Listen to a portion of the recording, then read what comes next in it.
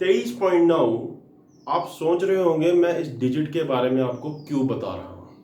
मैं आपको इस डिजिट के बारे में इसलिए बता रहा हूं क्योंकि आजकल 23.9 डिजिट जो है ये चर्चा का केंद्र है। क्यों? क्योंकि ये हमारी अर्थव्यवस्था के उस हिस्से के साथ जुड़ा हुआ है जो आजकल चर्चा में है। जी हाँ, मैं किसी और चीज की नहीं, जीडीपी की बात कर रहा हूं, ग्रॉस डोमेस्टिक प्रोडक्ट। और अगर हम इसे हिंदी में बोलें, कुल घरेलू उत्पाद। ग्रॉस डोमेस्टिक प्रोडक्ट, कुल घरेलू उत्पाद। अब कुछ बच्चे ये सोच रहे होंगे जो मेरा ये वीडियो देख रहे हैं कि ये ग्रॉस डोमेस्टिक प्रोडक्ट या जीडीपी क्या है। उसे बताने से पहले मैं आपसे एक सवाल करता हूं और उसका जवाब भी देता हूं। हम जब भी किसी व्यक्ति से मिलते हैं जो अपनी एजुकेशन ले चुका होता है तो हम उससे पूछते हैं कि भैया कितना कमा लेते हो। तो बदले में जब उसके जवाब मिलता है, अगर वो बोल दे कि एक महीने में हम 30,000 कमाते हैं, एक महीने में मैं 50,000 कमाता हूं, या अगर कोई बोले कि एक महीने में लाख कमाता हूं, या कोई मैं एक महीने में 10,000 कमाता हूं, ये आंकड़े जब हमारे दिमाग में आते हैं तो हम यहां से ये पता कर सकते हैं कि उसका स्टैंडर्ड ऑफ लिविंग कैसा होगा। क्योंकि जिसके पास जितने ज्यादा पैसे होंगे वो उतना ही ज्यादा खरीद सकता है अपनी बुनियादी सुविधाएं, बुनियादी अधिकार जो उसके हैं उनके ऊपर वो पैसा खर्च सकता है। इसी तरीके से जब एक देश की अर्थव्यवस्था के बारे में जानना होता है तो अगर आपको उसकी जीडीपी पता है, जीडीपी जिसको नेशनल इनकम भी कहते हैं, तो हम पता लगा सकते हैं कि उस देश की अर्थव्यवस्था का क्या हाल है।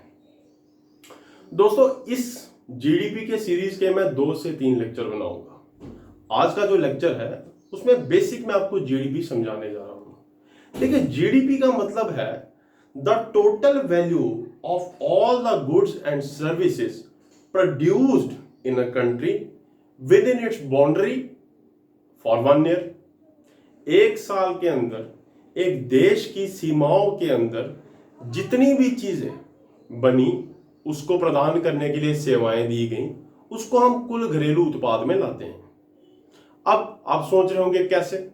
देखिए, बहुत सारी चीजें होती हैं, जैसे कि आप देखिए गाड़ियां होती हैं, ऑटोमोबाइल्स में गाड़ियां होती हैं, हम बड़ी चीजें देखते हैं, टीवीज होती हैं, ये जितने भी कमोडिटीज हैं इनकी प्रोडक्शन होती है एक साल में।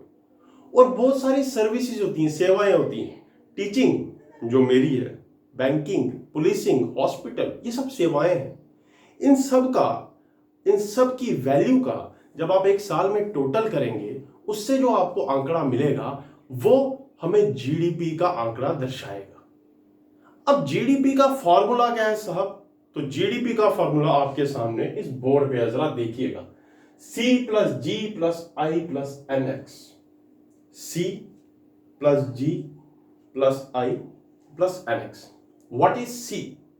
C, consumer spendings for consumption.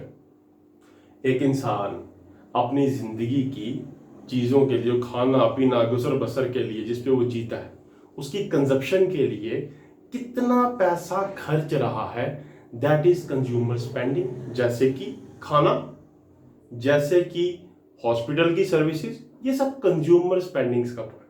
आइए दूसरा पार्ट देखते हैं, जी यानी कि गवर्नमेंट स्पेंडिंग्स। देखिए, आप जानते हैं एक सरकार का रोल होता है अपने नागरिकों को हेल्थ, एजुकेशन, एम्प्लॉयमेंट देना। तो जी जो गवर्नमेंट स्पेंडिंग यहां पे है, हम यहां पे ये देखते हैं कि सरकार सरकारी स्कूल, सरकारी शिक्षा, सरकारी स्वास्थ्य, हेल्थ पे, इन सब चीजों पे, रोड्स पे, किसी भी टाइप की गवर्नमेंट किसी भी टाइप की जो स्पेंडिंग्स कर रही है वो कितनी है, वो कितना खर्च कर रही है। This is called ji, government spendings. आइए जरा तीसरा, आई इन्वेस्टमेंट। इन्वेस्टमेंट किसी से भी, कोई बिजनेसमैन भी कर सकता है, प्राइवेट इन्वेस्टर कर सकता है। उस इन्वेस्टमेंट से कितनी रोडें बन रही हैं, कितनी बिल्डिंग्स बन रही हैं, कितने एस्टेट्स डेवलप हो रहे हैं, वो सारे का सारा ये जो आई है ये सारी इन्वेस्टमेंट को कवर करेगा, ये सारा उसको कवर करेगा। और उसके बाद जो लास्ट है, दैट इज जो मैंने यहां पे लिखा भी है, एनेक्स। एनेक्स का मतलब है net export, total export minus import. देखिए, हम जानते हैं ग्लोबलाइजेशन के टाइम में हम दूसरों से कनेक्ट हैं, बाकी हमसे कनेक्ट हैं। कनेक्ट होने का कारण था व्यापार, और व्यापार में एक्सपोर्ट और इंपोर्ट तो होगा। तो total export minus total import, इसका जो नेट निकलेगा, जो वैल्यू निकलेगा, वो आपका एनएक्स होगा। ये मैंने आपको बता दिया कि जीडीपी क्या था, जीडीपी का फॉर्मूला क्या था, उसको थोड़ा एलोबरेट कर दिया। अब जो मैं सवाल आपको यहां पे देने जा रहा हूं वो ये है कि जीडीपी कौन से साल में हमने क्वार्टर्स में मेजर करना उसको शुरू किया। जीडीपी को हमने किस साल से क्वार्टर्स में मेजर करना शुरू किया, और जीडीपी एनुअली कौन कौन से साल में मेजर होती थी। जब आप इन सवालों का जवाब ढूंढेंगे तो जो अगला लेक्चर हमारा बनेगा उसमें आपको ग्रोथ बताई जाएगी, कोर सेक्टर के बारे में बताया जाएगा, 23.9 पे ये जीडीपी क्यों पहुंची ये बताया जाएगा, और इसको ठीक कैसे किया जाए ये बताया जाएगा। तो मेरा नाम मोहित। आज का ये वीडियो आपको कैसा लगा हो कृपया बताइए, और अगर अच्छा लगा हो तो प्लीज इसको एक शेयर तो करिए। Thank you.